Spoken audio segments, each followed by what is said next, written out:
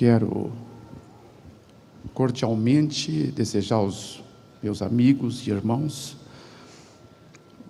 um sábado pleno, abundante da pessoa ímpar do Senhor Jesus. Que Ele te abençoe bastante aqui hoje, porque é o que Ele mais quer fazer, abençoar os seus filhinhos. Meu nome é Fernando Lux, deixa eu me apresentar a vocês. Sou de São Paulo, capital, resido na região de Interlagos, onde tem aquele autódromo, e frequento uma igreja chamada Vila São José. Há pouco tempo eu diria para você, eu não tive a honra de ter um berço cristão, mas eu adquiri ao longo da minha vida, e hoje estou aqui com vocês para compartilhar experiências. Também gostaria de dizer que, devido a um tempo muito curto relativamente, que eu conhecia a Cristo de verdade, não tive ainda a honra, o privilégio de poder ascender na carreira mais áurea que eu entendo, que é cuidar das ovelhas do Senhor. Portanto, eu não sou um pastor, eu não sou um obreiro, meu vínculo com a igreja apenas através da membresia. Também não sou doutor em nenhuma área. Se você perguntar o que você é, eu falaria que eu sou um aprendiz. Eu vim aprender com vocês a servir melhor esse Deus que eu conheci. Então eu me titularia aprendiz de servo. Você tem toda a abertura para, ao longo desses dias, em pontuar o que você achar que pode ser melhor. Eu vou receber com todo o amor e carinho. Eu não vim de um lar cristão, como eu falei para você. Meu lar foi um lar tumultuado. Meu papai, filhos de alemão, a família Lux, L e o X, lá de Luxemburgo, vieram para o Brasil, e muitos aqui se enveredaram pelo caminho do alcoolismo, e meu papai foi um deles. Me lembro quando pequenino, momentos difíceis, mamãe, uma guerreira, ela procurava cuidar da gente. 5 irmãos, eu sou o mais velho. Eu já com 4 anos já percebi a luta de minha mãe, e eu queria ajudá-la. Então eu ajudava ela a cuidar dos meus irmãos menores, enquanto ela ia trabalhar, para garantir alguma coisa para a gente. Meu pai tinha um excelente emprego, numa empresa multinacional, mas o álcool não permitia que aquilo fosse algo que honrasse a família. Eu fui crescendo, fui acompanhando essa luta da minha mãe. Me lembro uma tarde em que meu papai ia receber aquele dia. Ela falou, vamos ao encontro dele, porque nesses dias ele demora mais para chegar. Ele passava para ver amigos no caminho.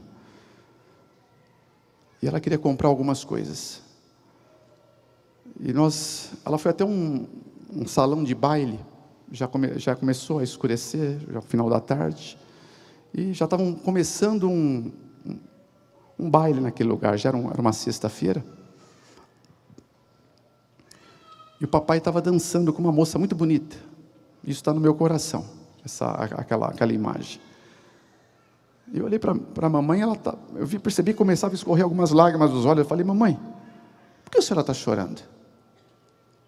Ela começou a coçar os olhos, ela mentiu para mim. Mamãe mentiu para mim, ela falou, não filho, é que entrou um cisco no meu olho, estou só tirando. Aí aquele segurança viu a mamãe os 3 filhos, ainda faltava 2. Ele foi chamar o papai, ele veio bravo, mandou ela embora. E lá se foi. Eu fui crescendo e falei, não, eu tenho que ajudar. Nasceu mais um outro, depois nasceu a minha irmã caçula. Eu não tive uma infância normal. Eu amava demais o meu pai. Meu pai, quando ele estava lúcido, ele era o melhor pai do mundo para mim. Me lembro até hoje de 3 momentos da minha infância. São os únicos 3 que eu lembro mesmo, né? Foi quando ele me deu uma bicicleta, que tanto eu queria, um Forte Apache e uma outra coisa lá. Mas fora isso, foi muito difícil, muito distante. O álcool, ele é uma barreira quase intransponível, quase. Bom, logo eu consegui um emprego, eu atingi 14 anos, fui trabalhar num banco. Nesse banco, eu, por ser um jovem precoce, um adolescente, ainda, na verdade adolescente, acho que eu nem podia chamar, porque eu não vivia adolescência. Os meus amigos namoravam, meus amigos se encontravam para viagens, programas, eu não tinha essa condição. Eu trabalhava, eu estudava, e tempo tão pequeno que me restava, eu queria ajudar a administração lá de casa. E agora eu estava ajudando melhor a minha mãe com esse emprego. Eu estava feliz por isso. E não demorou muito, mais 2 anos eu fui promovido. Eu fui, acho que, o primeiro a ocupar um cargo de chefia com 16 anos, até tiveram que me emancipar, para que eu pudesse ser um procurador do banco, na área de cobrança, crédito e cobrança. Passei a ser um chefe da área. Eu me sentia muito feliz com aquilo, mas eu quero confessar para você, que eu carregava um profundo vazio no meu coração. Esse vazio, eu não fazia ligação naqueles dias, porque eu era muito jovem. Eu tinha dores terríveis. Então, nós tínhamos um convênio, tinha bons médicos, hospitais, eu fui fazer os exames, passava em consultas, cada médico mandava para outro médico, ninguém diagnosticava o que eu tinha. Mas você hoje já sabe, porque hoje é uma enfermidade muito conhecida, né? Eu vivia uma depressão. Será que eu preciso ser profeta para saber que entre nós aqui existe pessoas nessa manhã que tem um vazio no seu coração? Aquele vazio que nos faz às vezes nos sentir tão só, solidão. Eu precisava ser amado. Quem não precisa? Minha mãe me amava bastante, mas ela tinha 4 filhos para cuidar, eu era o mais velho. Eu acabava ficando com menos, porque menos tempo eu estava com ela. Então, os sintomas que eu tinha era febre sem nenhuma inflamação. Febres altas, dores no corpo inteiro. Só quem teve depressão sabe do que eu estou falando.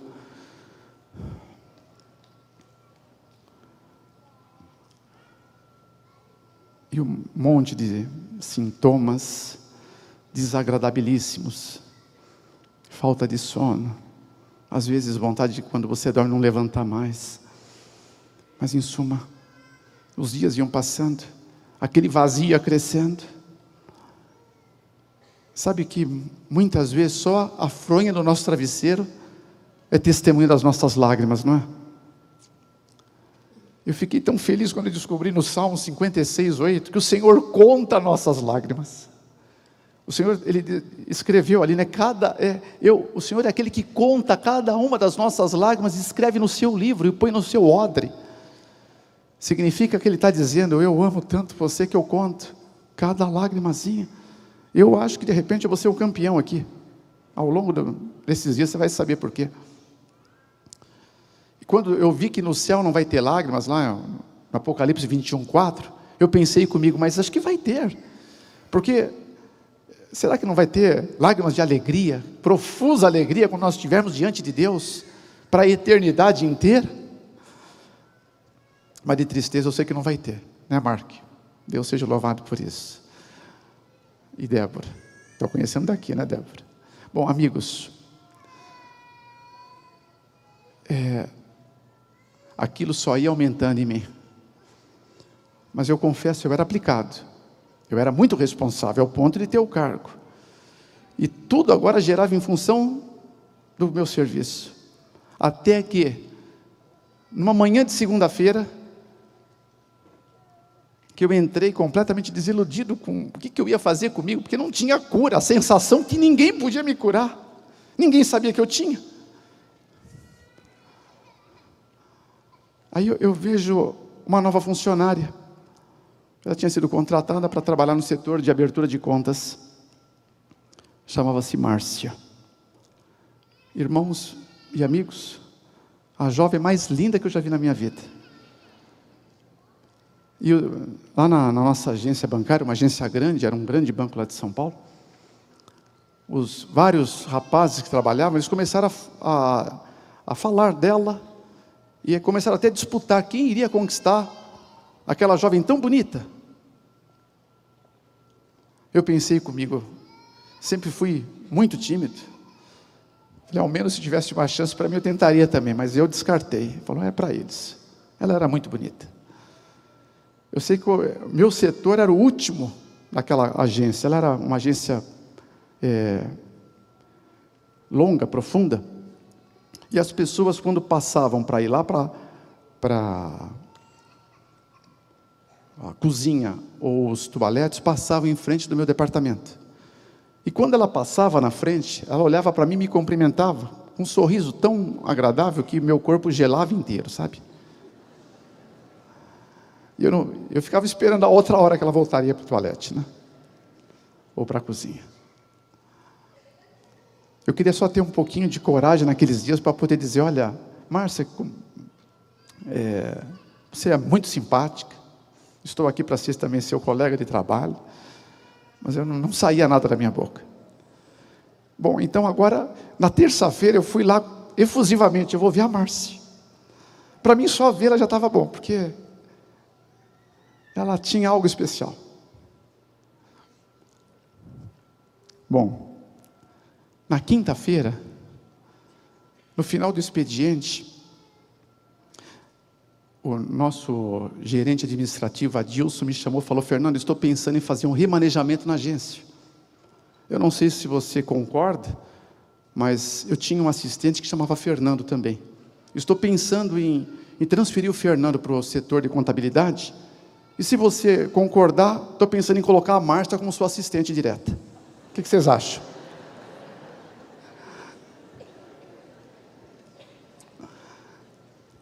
Eu me segurei assim para não dar um pulo, né? Eu falei, já vai ser amanhã? Não, segunda-feira. Aquela semana voou, irmãos. Agora, o final de semana não passava. Sábado e domingo não passa rápido? De repente já não é segunda de novo? Não passava. Eu me meti na frente de um espelho, eu estava treinando uma forma de expressar para ela aquilo que eu disse para você, né? Para me apresentar e dizer que eu queria ser um colega dela, e que admirava a simpatia dela, a simplicidade. Então eu fiquei no quarto sábado e domingo, ficava só em casa, ia para o espelho e ficava tentando, eu não sabia o que fazer com as mãos, mas em suma, eu fui mais seguro para segunda-feira. Aí chegou a segunda-feira, eu cheguei mais cedo. A mesa do Fernando, meu assistente, ficava nessa distância, mais ou menos. Eu aproximei, né? Eu cheguei primeiro, eu tirei as coisas dele, pus numa caixinha de papelão, ele ia saber na segunda, e encostei a mesa dela na minha. Não, que eu ia ensinar ela todas as coisas. Não entendi porque vocês estão achando engraçado. Era mais fácil. Ela chegou, ela até estranhou a mudança que eu fiz ali no departamento, mas ela sentou do lado. E eu confesso que eu engasguei, né? Então, eu passei a manhã inteira falando sobre mercado, sobre resoluções do Banco Central, sobre instruções de carteira, de cartório, de protestos, resoluções 63, aquela 295, vocês que lembram dessas resoluções. E, de repente, chegou a hora do almoço, ela foi almoçar. Aí eu falei, puxa, eu não consegui falar nada, mas eu falo na volta do almoço. Ela chegou na volta do almoço e passei a tarde inteira falando, né, tentando cavar um momento, mas eu não saía. Timidez é algo terrível, né? Eu ainda me julgo muito tímido. Deus sabe. Acabou o dia, irmãos. Eu não consegui falar nada. Eu fiquei tão chateado, tão triste comigo, né? Ela deu uns 10 minutos a mais do horário, ela foi embora, despediu de mim. Mas eu sempre ficava até mais tarde. Eu emendava um pouquinho o horário do meu estudo com a saída do banco, porque era no mesmo bairro, lá no Brooklyn, lá em São Paulo. Mas eu falei, não, e aquele dia não estava tendo aula aqueles dias. Eu também não tive ânimo para continuar o trabalho. Eu fechei minhas coisas e fui embora. São Paulo, como Curitiba, uma grande metrópole, né? Muita gente pegando ônibus, e pontos e mais pontos de ônibus. Eu fui lá para o meu ponto de ônibus, cabeça baixa, logo vi o meu ônibus, eu fiz o sinal, estava com 16 anos. E na hora que eu dei o sinal e entrei, a Márcia sai de um bolo de gente e entra no mesmo ônibus. Então estávamos indo para o mesmo lugar. Descobrimos, aí nós sentamos, aí agora era a minha chance. Mas eu consegui lembrar de algumas coisas particulares do trabalho que eu não tinha falado durante o dia. Eu falei com ela até o ponto de ônibus, que ela me lembrou, porque eu falei que morava no bairro tal, né, que o ponto que eu descia era aquele ponto. Então ela falou, não é o seu ponto de ônibus aqui? Eu tive que levantar e pedir para o motorista esperar, senão eu ia perder o ponto. Eu tinha que subir uma ladeira enorme, chamada Orestes Barbosa, lá em São Paulo. Uma ladeira pesada. E eu não tinha forças direito para subir, porque eu falava, eu sou um homem, eu sou um rato, né? Não consegui. Então estava muito mal comigo mesmo. Mas eu cheguei em casa, me tranquei no quarto, falei, amanhã eu vou falar tudo. Amanhã eu falo. Aí chegou a terça-feira, o dia acabou, não consegui falar nada.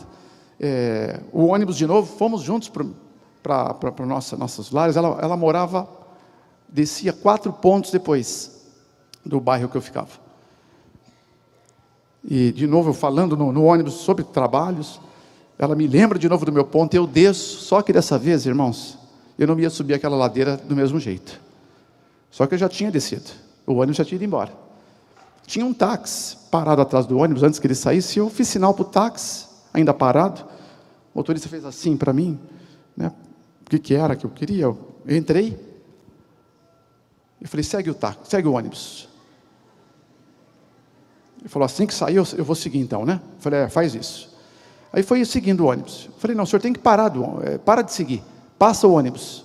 Eu comecei a pensar. Era o 4º ponto, já estava chegando. Eu contei, 1, 2, 3, passa agora. No próximo ponto o senhor me deixa. Ele me deixou naquele ponto. Acho que menos de 1 minuto o ônibus chegou. Agora, eu estava na hora que eu desci do táxi, eu fui procurar um lugar para mim me posicionar naquela calçada. Eu não sabia que lugar ficar. E o que fazer com as mãos de novo, né? E o que eu ia falar ali?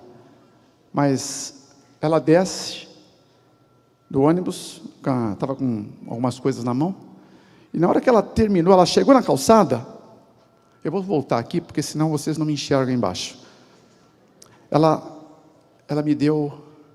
veio olhando para os meus olhos, deu acho que 2 passos, e me deu o primeiro abraço e o primeiro beijo da minha vida, irmãos, sem eu falar nada. Olha, eu dei uma aula de como conquistar uma jovem bonita sem falar nada. A mais bonita do mundo, para mim naqueles dias. Eu me apaixonei por ela. Sabe, meu primeiro beijo, meu coração parece que ia sair para fora. Eu quero confessar para você uma coisa. Sempre que eu falo de Cristo, eu sinto meu coração saindo para fora. Você vai entender por que depois. Esse Jesus mudou a minha vida. Por isso que eu estou aqui. Para falar dele. Porque é gostosa essa sensação de ter um coração que não consegue ficar aqui dentro, por amor. Não é maravilhoso isso? Bom, eu me apaixonei por ela, me apaixonei por Jesus depois. Ia demorar ainda um tempo. Infelizmente ia demorar. Agora, com 16 anos, já queria me casar com ela. Era a mulher da minha vida, você entende? Olha para mim um pouquinho, por favor. Você que está em cima. Se você puder olhar para os meus olhos. Se eu olhar para a câmera é melhor, né? Você que está assistindo também. Deus, Ele fez alguém para você. Alguns já sabem quem é. Alguns ainda não sabem. Eu quero fazer um apelo já para você. Fala com o Senhor. Que você quer essa pessoa que o Senhor fez para você. É uma pessoa que vai te amar como você é. A despeito dos seus defeitos de caráter, não importa, vai te amar. Vai estar com você sempre. E vai ajudar você a superar esses defeitos. E vai até ajudar você a ir para o céu. Então, está escrito lá em 30:18 de Isaías: bem-aventurado aquele homem, aquela mulher, aquele jovem que espera no Senhor, amém? Espera, porque o príncipe da morte também tem alguém preparado para você. E não tem nada a ver com o plano de Deus.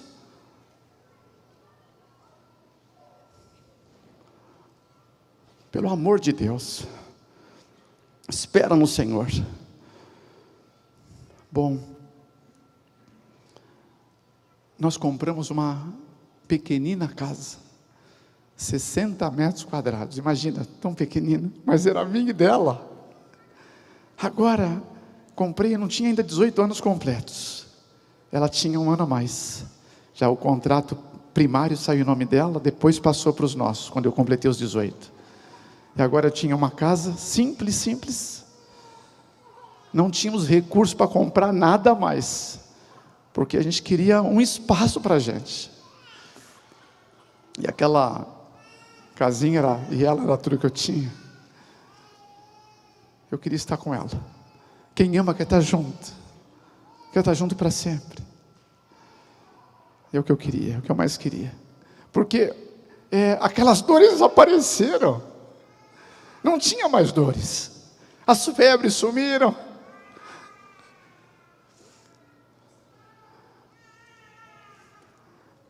E meu coração batia diferente. Agora eu aprendi a sonhar depois da adolescência. Eu não experimentei a adolescência. E a infância muito pouco. Mas agora existia alguém que estava mudando a minha vida. Nós nos casamos. Assim que compramos o imóvel, eu fiz os 18 anos. E sabe como é que foi? Como não tínhamos recursos para mais nada, lua de mel, nem pensar, a gente queria investir na gente, no nosso espaço. Então nós casamos de manhã. Peguei ela em casa. Aliás, ela que me pegou em casa. E fomos para o cartório, lá em São Paulo, e de repente o juiz de paz declarou que nós estávamos casados. Agora a Márcia era a Márcia Lux, era minha mulher. Agora era só minha. Eu estava muito orgulhoso de tê-la. E eu levei ela agora para a agência de trabalho, né, onde ela ia. Eu já tinha sido promovido de novo. Eu estava no setor da gerência, agora em outra agência. Era uma das grandes agências desse banco, lá na Vila Paulista. Então, ela ficou lá na agência dela, eu fui para a minha. A gente ia se encontrar só no final da noite, no final da tarde, quando eu ia pegá-la e a gente ia para a nossa casa, viver nossa primeira noite juntos. Assim foi. Mas pulando essa parte, que isso agora não é tão importante, passou 1 ano e meio, ela me disse que estava grávida. Eu vou confessar para você uma coisa aqui. Tem muitos jovens aqui, eu louvo a Deus por isso. Para o homem, ter um filho, em especial pela primeira vez, não é a mesma coisa que para a mulher. A mulher já é mãe, ela já está concebendo, já faz parte dela. O homem é muito visual, né? E tem que ver, e tem que tocar. Bom, eu amava tanto que eu não estava preparado. É um lado infantil que eu tinha e não sabia. Não estava preparado para dividi-la nem com o meu filho. Então aquilo para mim não soou como uma boa notícia. Eu fiquei imaginando, como é que eu vou... Agora não vai ter mais as atenções todas para mim. O chamado egoísmo, né? Que a gente tenta enrustir lá no coração. Mas foi 9 meses difíceis para mim. A barriga ia crescendo e tal. E de repente ele nasce. Eu fui vê-la primeiro depois que nasceu. Eu não assisti o parto, porque eu não tinha estômago para assistir. Eu não estava bem comigo. Eu fui vê-la primeiro. E ela perguntou se eu já tinha visto ele. Eu falei que não, que eu queria vê-la primeiro. Então ela me falou umas 3, 4 vezes, vai ver ele, depois você volta aqui. Ela queria que eu fosse ver meu filho. Ela falou até na última vez, já quase com um tom assim de ordem, né? E aprendi uma coisa, né? Que marido inteligente obedece a mulher, né? Então eu fui ver a criança, meu bebê. Aí tem aquele aquário, você sabe como é que é. Eu fiquei olhando no aquário. A enfermeira ia mostrando os bebês lá para os pais, iam, entravam, pegavam, e vinha uma outra mão de pais, e ela falava, o senhor vai ver o seu filho? Eu falei, não, estou vendo já. Eu estava vendo de longe primeiro. Eu estava medindo ele. De longe, quando eu olhei bem, né? Ele nasceu com o cabelo meio dourado e tal. Eu pensei comigo, mas ele é tão lindo, assim como o seu também é lindo, né? Que eu não tenho nenhuma chance mais agora. Como é que eu vou disputar com ele? Bom, a enfermeira me deu um ultimato, né? Olha, eu vou ter que tirar agora as crianças daqui, se o senhor não vê agora, só depois. Aí eu lembrei que eu ia levar bronca se eu não visse, né? Aí eu entrei. Ele estava começando a chorar, porque era a hora de tomar o leite dele. E estava articulando com as mãozinhas, aquela mãozinha pequenininha, né? Irmãos do céu, eu fui tentar tocar alguma parte dele, de uma forma bem, ainda involuntária, mas sabe o que ele fez? Ele pegou meu dedinho, com aquela mãozinha pequena, e apertou. Eu mal sabia que naquele toque eu estaria me fazendo um prisioneiro perpétuo dele, para toda a vida. Ali eu senti o meu filho, ali ele segurou o pai dele. Que sensação, irmãos. Aí eu comecei a chorar, né? A enfermeira veio me acudir. O senhor não está bem, né? O senhor está muito emocionado. Eu estava muito emocionado. Era meu filho. Ali que eu entendi, ali que eu assumi a paternidade. Aí eu peguei ele, no qual levei bronca, porque eu peguei sem ordem, peguei de um jeito que eu não sabia pegar. A enfermeira veio, deu uma puxada de orelha e me ensinou a pegar direito. E eu beijava o meu filho. Falei, pai, não pode beijar muito não. Eu falei, é meu, né? Pensei, como é meu? Aí quando eu voltei para falar para minha esposa, aí ela ficou toda feliz da vida, né? Porque eu não conseguia falar sem as lágrimas escorrerem. Agora eu estava apaixonado pelo meu filho. Eu fico imaginando, irmãos, o nosso Pai lá do céu, quando você nasceu, acho que Ele olhou para você com todo orgulho, dizendo, é meu filho. É meu filho, e já te amou. Não, Ele te amou. Irmãos, você sabia? Tem versos na Bíblia que são fantásticos, né? Tipo, Jeremias 1,5. Antes que te formasse no ventre, eu te conheci. Antes que saísse da madre, eu te santifiquei. E as nações te dei por profeta. Quem crê, diga amém. Que Deus Todo-Poderoso. Bom, sabe o que eu fiz? Eu já tinha saído do banco. Eu tinha já montado o meu primeiro escritório. Um escritório de consultoria, de investimentos, de gestão de recursos. Estava indo bem para começar. Muitos clientes importantes, que decidiram me acompanhar no escritório, ali na Doc Lobo com a Alameda Santos, pertinho da Paulista. Então o escritório era bem bacana, mas agora meu filho, nós tínhamos 2 moças que cuidariam dele, uma senhora e uma moça. Mas eu falei, não, mas minha esposa estava completando o seu ano letivo, a sua graduação, e prestava um estágio de manhã, e ele ficaria só com as 2 cuidadoras. Eu falei, não, vou ficar de manhã. Eu transferi meu escritório para casa de manhã. Então de manhã eu operava em casa, tinha alguns telefones e um sistema que eu montei, e eu ficava com ele o tempo que minha esposa não estava. Agora, ele ia crescendo rápido. Irmãos, olha para mim um pouquinho, por favor. Nossos filhos crescem rápido demais.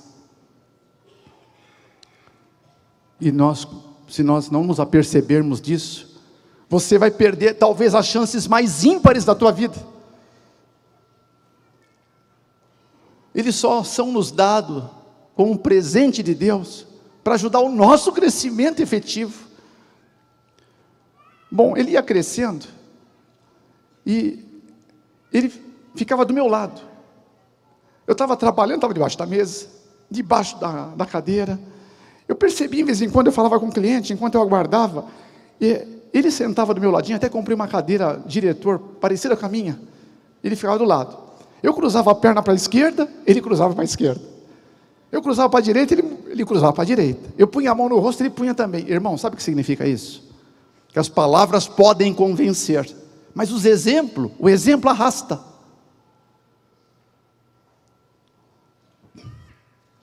Você entendeu? Bom, nas terças e quintas-feiras, a minha esposa vinha mais cedo, o amor da minha vida, e pegava o outro amor da minha vida. É gostoso quando você tem um monte de amor, não é? Será que você teria coragem de duvidar? Será que eu estou aqui porque Deus colocou no meu coração um amor por você? Aliás, eu deixei a minha família para estar aqui esses dias. Eu não vou vê-los por 10 dias. Dá para você pelo menos considerar, e se caso realmente ele tiver algum amor por mim? Sabe que as pessoas não se importam quanto você sabem, até saberem o quanto você se importa, não é? Bom, terças e quintas a natação. E o meu bebê, Fernando também é o nome dele, ele já era o campeão lá dessa escola, chamava Chua. Bebê de 1 ano e 9 meses, já tinha medalha. Que legal. Irmãos, cada ovelha preciosa que conhece o caminho, a verdade e a vida através da tua vida, é uma medalha de Deus para você. Amém? Não é lindo isso? E Deus está cheio de medalhas para a gente, irmãos. Quantas você quiser, você escolhe. Tomara que você queira essas medalhas. Bom, na quinta-feira, e a Márcia sempre insistindo, Fernando, você tem que ir lá ver, vai assistir. Como ele atravessava a piscina de cabeça por debaixo d'água, já tinha um controle de fôlego fantástico, mas eu não conseguia me deslocar nas manhãs para ver, porque nas manhãs o mercado financeiro fervia naqueles dias, e eu precisava estar operando. Eu tinha que fazer as operações, então na terça e na quinta eu não conseguia assistir essas exibições das crianças ali do meu bebê, do Fernando. E nessa quinta-feira, era dia 28 de novembro, a minha esposa se atrasou. E ela sabia que não podia atrasar, porque ao chegar, a gente almoçava juntos, eu rolava um pouquinho com ele num carpete lá, que era o espaço dele, e depois eu punha meu terno e gravata e ia embora. Ia lá para o escritório, à tarde eu ia visitar clientes e fechar negócios da manhã. Era a nossa rotina. Ela não podia se atrasar porque estava tudo certinho, uma agenda bem espremida, mas ela se atrasou. Deu meia hora, ela não tinha chegado. Deu 1 hora, eu falei, o que aconteceu com a minha mulher? Eu pensei, acho que ela deve ter parado em algum shopping. Bom, aí deu 1h18. Estava vendo no reloginho. Aí me ligou, eu atendi o telefone, falei, deve ser ela. Na hora que eu peguei, era uma voz estranha, dizendo que se eu era o esposo da dona Márcia Lux. Eu falei, sim. E cadê minha esposa? Houve um acidente, me disse aquela voz. Eu falei, como que está minha esposa? A voz insistia, dizia, nós não podemos dizer nada por telefone, o senhor tem que vir para cá. Ele queria desligar, mas eu falei, pelo amor de Deus. E o meu filho? Meu filho estava com ela. A voz falou, tem uma criança, mas nós também não podemos falar, o senhor tem que vir aqui. Dá para você imaginar? Não sei se já aconteceu com alguns de vocês, quando as entranhas se movem aqui dentro. Ela tinha deixado uma camisa passada para mim, uma camisa social. Apesar de a gente ter as assistentes, ela gostava dela cuidar das minhas coisas, daquele jeito que só ela sabia fazer. Eu peguei aquela camisa, eu não conseguia colocar, não entrava, você me entende? Não conseguia enfiar o braço na manga, porque eu não sabia como é que ela estava. Era a mulher da minha vida, era o filho da minha vida.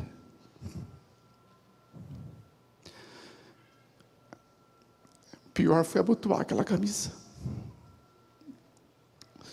Eu saí rápido. O carro bem possante que eu tinha, eu saí cantando o pneu. Eu andei 1 quilômetro. 1 quilômetro. Uma avenida movimentada de São Paulo. Eu fiz algo que eu nunca fiz na minha vida. Eu nunca gostei de olhar para acidente. Eu não sabia o que tinha acontecido, só falaram que era para mim ir para o hospital. Não sabia se foi acidente, se foi lá na natação. Mas esse 1 quilômetro, parece que aquela força da atração. Eu parei o carro na pista da esquerda, numa avenida movimentada, que estava lenta por causa do acidente. Abri a porta, motor ligado, e saí, atravessei o outro lado, na outra mão, daquela avenida larga, movimentada na hora do almoço em São Paulo, quando todo mundo sai dos prédios e vai almoçar, e assim. E quando eu cheguei, era um carro detonado, só tinha escombros. Eu repito, nunca parei para fazer isso na minha vida. Se eu vejo um acidente desse lado, eu vou olhar para o outro. Não gosto de olhar para sangue. Mas eu fui chegando e tinha tanta gente, eu fui furando o cerco. E quando eu cheguei bem perto daquele monte de escombros, estava tudo quebrado, os vidros, e eu olhei assim de perto, e enfiei um pouco a cabeça, e lá tinha uma bola laranja e branca, igual a que eu tinha dado para o meu filho de piscina. Então eu enfiei a mão assim, achando um jeito de encostar naqueles cacos de vidro, e na hora que eu peguei a bola, tinha sangue, começou a pingar, era uma coisa recente. Eu larguei aquela bola, e a minha mão, a ponta dos dedos sujou-se do sangue que estava embaixo.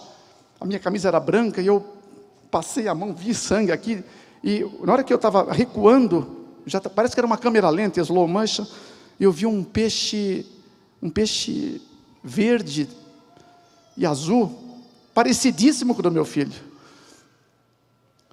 Aí me deu uma vertigem, quando eu vi todo aquele sangue, e eu dei um passo para trás para sair. Eu queria sair de lá, eu não aguentava mais ficar ali, eu não estava conseguindo respirar. E quando eu olho para o chão, eu tropeço em alguma coisa, era um sapato lilás, muito parecido com o da minha esposa. E o sapato vira quando eu piso, e tinha sangue dentro, e o chão estava uma poça de sangue.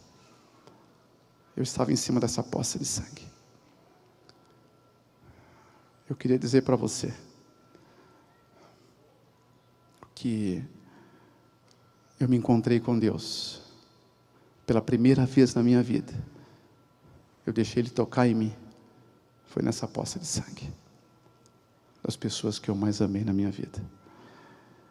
Eu estava prestes a cair, minha pressão acho que foi lá para baixo, senti forte vertigem e falta de ar.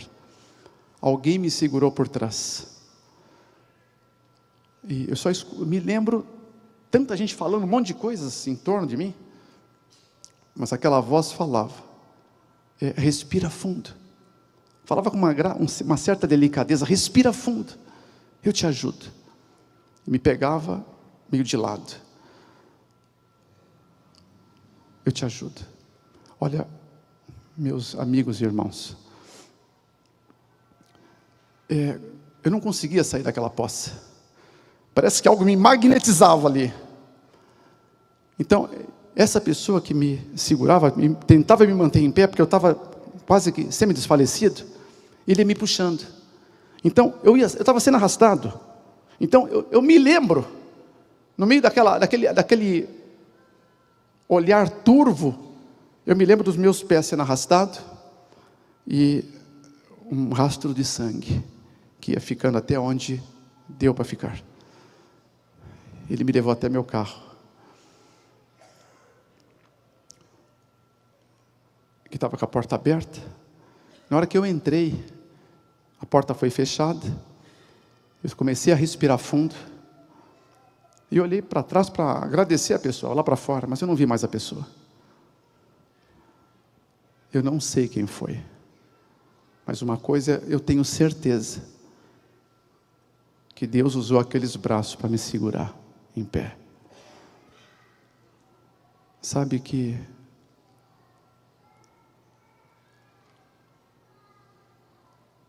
Deus, Ele, de uma forma estranha para a gente entender, Ele escolhe os fracos desse mundo. Você já parou para pensar que todos os gigantes de Deus foram fracos? Acho que no auge da minha maior fraqueza como ser humano, foi ali que Deus pôde me tocar. Foi quando Ele tocou em Abraão, quando achou que precisou mentir para Faraó com relação a Sarai, né? Quando Ele tocou em Jacó, quando fugia de Esaú, lá naquele vale, onde teve aquela vale de Jaboque, né? Quando tocou em Davi, no auge da sua fraqueza, Salomão, e etc. Os gigantes de Deus foram fracos. Bom, na hora que eu estava dentro daquele carro, eu me lembrei que ela não estava mais ali. Não estava mais. Aí eu acelerei firme, na hora que o ar voltou, e eu fui gritando: Deus, pelo amor de Deus, pelo amor de Deus, minha esposa, Senhor, meu bebê. Cheguei lá no pronto-socorro, onde me mandaram ir. Olha, eu até hoje também não sei. Havia alguém com um avental branco, em pé na porta daquele pronto-socorro. Na hora que eu desci, ele me abraçou e foi falando comigo no corredor, como se já me conhecesse. Sabe que nos momentos mais difíceis da nossa vida, Deus tem preparado um staff, né? um corpo de assistência. E falou: olha, nós sentimos muito, muito mesmo. A sua esposa não pode sobreviver. Ela chegou muito machucada aqui. Mas antes, irmãos, eu não podia começar a sentir a perda da minha esposa. Antes que eu sentisse a perda e tornasse a cair, a minha vida não tinha sentido sem ela. Ele falou: olha, seu filho está morrendo. Então você tem que sair daqui urgente com ele. Enquanto você não vinha, ligamos para um monte de hospitais, ninguém tem vaga. Era um hospital, um pronto-socorro de periferia lá em São Paulo, primeiro lugar, que mais próximo levaram ele. Ninguém tem vaga, exceto há uma única vaga na UTI do Hospital Israelita Albert Einstein, lá no Morumbi, que é um hospital particular, um hospital que naqueles dias não tinha convênios. Eu falei, então, vamos para lá. Sabe que há momentos na vida da gente que a gente pode estar morrendo, e muitas vezes a gente pode estar morrendo e não sabe que está morrendo. Não sabemos. Assim como o morto não sabe que está morto. Deus tem que fazer alguma coisa. Naquele estado que a gente está e no local que nós nos colocamos, nós nos situamos nesse mundo, a gente vai morrer. Lá não tinha condição de mantê-lo vivo por mais 1 hora, segundo a informação. E nós estamos a horas de um encontro eterno com Deus. Então Deus, Ele tem que fazer alguma coisa. O príncipe das trevas, irmãos, ele não está tão preocupado em tirar alguns da igreja. Não! Pense seriamente nisso. O trabalho dele, o árduo trabalho desse príncipe do abismo, é te tirar da presença de Jesus. Muitas pessoas nasceram na igreja, foram criadas na igreja, casaram na igreja, criaram os filhos na igreja, morreram na igreja, foram velados na igreja, e vão acordar do lado do diabo, que é a segunda ressurreição. Porque estar na igreja não significa estar na presença de Deus. Então Deus tem que fazer alguma coisa. Deus precisa agenciar lá no céu, com a sua mente, que é a mente mais sábia de todo o universo, o que fazer para que nós rompamos com esse lastro da morte, tão fatal, que tão de perto permeia a nossa vida. Depois que eu falei que podia ir para o hospital, Albert Einstein, ele foi acho que 1 minuto e meio, aí eu pude ver meu bebê. Ele estava com mal convulsivo, ele teve um trauma craniano importante. Eu toquei nele, eu cheguei perto dele e falei, amor da minha vida, você não vai morrer, amor, você não vai morrer, Deus está falando isso para você, você não vai morrer. Para você não morrer, irmãos, eu tenho uma dificuldade enorme em tentar entender a mente de Deus. Você que está me assistindo, você que está em cima, eu não consigo entender, por mais que eu me esforce. Deus tem o universo inteiro para administrar, e ainda assim Ele não tira você da mente dEle. Ele te ama tanto que Ele não suportou ficar no céu sem você. Ele desceu para que você um dia pudesse subir.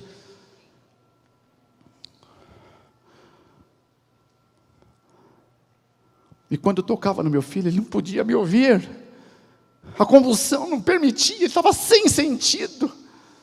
E muitas vezes nós estamos sem sentido, nós não estamos mais sentindo Deus, porque nós estamos convulsionando o mundo. Ele não podia me ouvir, eu entrei na ambulância, eu estava tentando falar com ele, eu beijei meu filho, ele não sentiu o meu beijo, porque ele não parava aquele tremor da convulsão. Ele estava em estado de choque, ele não podia sentir o pai dele. Você sente Deus? Se você sente Deus, irmãos, você precisa se esforçar mais, porque a palavra de Deus é tão clara. Esforçai-vos para entrar pela porta estreita. Muitos tentarão e não poderão, porque não vão insistir, não vão perseverar.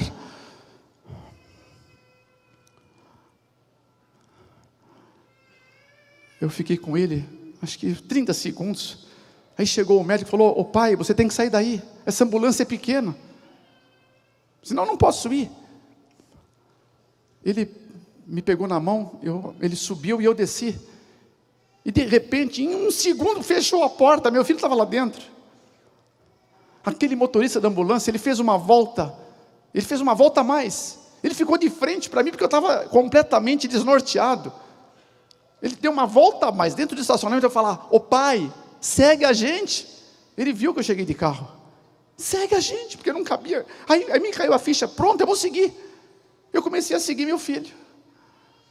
A gente ia atravessar ainda alguns bairros, com um trânsito bem puxado lá em São Paulo, para até chegar no hospital. E a informação é que talvez não suportasse 1 hora. Ele estava tendo várias paradas cardíacas, em função do estado convulsivo, do trauma que ele teve. Tanto é que o médico foi designado para estar com ele. Então, sabe o que eu fiz, irmãos? Você acredita que um adulto, num carro possante, eu passava em cima de canteiro, em cima, por faróis vermelhos, tudo que eu tinha estava lá, naquela ambulância. Eu não podia perder de vista por nada. Sabe que tudo que você tem, você só vai saber que Deus é tudo que você precisa, quando Ele for a única coisa que sobrar para você. Alguns vão chegar nesse ponto da vida espiritual, para poder dizer: é Deus, é Deus. Bom, eu punha a minha cabeça para fora, o braço para fora, o vidro abaixado, lógico, e berrava para o meu filho: amor da minha vida, não morra, não morra. Eu escuto um Deus falando ao coração da gente aqui: não morre. Alguns ouvem a voz de Deus rouca, porque está muito tempo chamando, pedindo. Ele não quer que você experimente essa experiência tão trágica da morte. Eu estou falando de morte espiritual. É dessa morte que eu estou falando. Olha, levou perto de 50 minutos até chegar naquele hospital. Eu estava quase sem voz. Agora à tarde, às 16h30, nós vamos ter um encontro com Deus aqui. Essa revista que você recebeu hoje, Unidos em Oração. Sabe que Deus normalmente, Ele nos leva a uma vida de oração. Você sabe disso. Mas tem momentos na vida que Ele nos empurra a ela. Eu acho que é o que vai acontecer aqui. À tarde, quando eu começo a pensar no que eu vou falar à tarde, eu quero confessar que me dá um temor e tremor. Lembra Moisés lá no Sinai? 12:21 de Hebreus. Ele tremia e temia. Eu tremo e temo, eu te explico. Eu tenho problemas em encontrar palavras humanas para descrever um poder de Deus que eu aprendi com pessoas de oração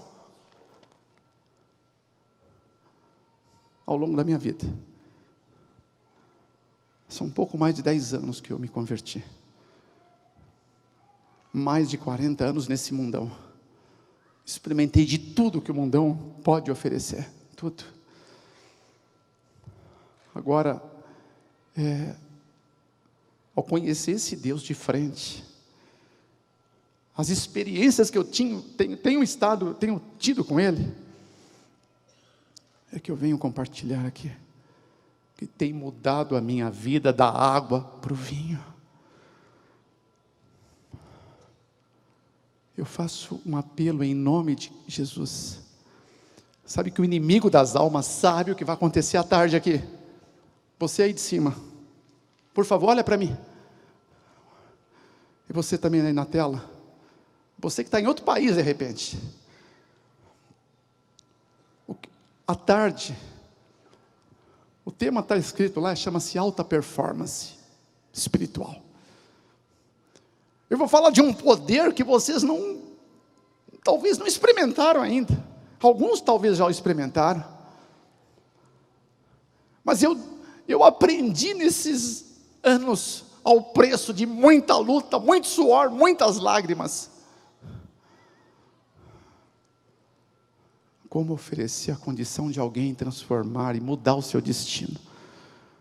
Nós vamos falar em mudar destinos, com experiências extraordinárias. Então, esse príncipe do abismo vai fazer de tudo para você ser desestimulado de estar tarde aqui. Mas o meu apelo é, em nome de Cristo, venha tarde. Porque o que você vai ouvir aqui, você não vai ouvir em outro lugar. E é capaz que nós nunca mais tenhamos essa chance de estarmos juntos, tão perto, para trocarmos experiências.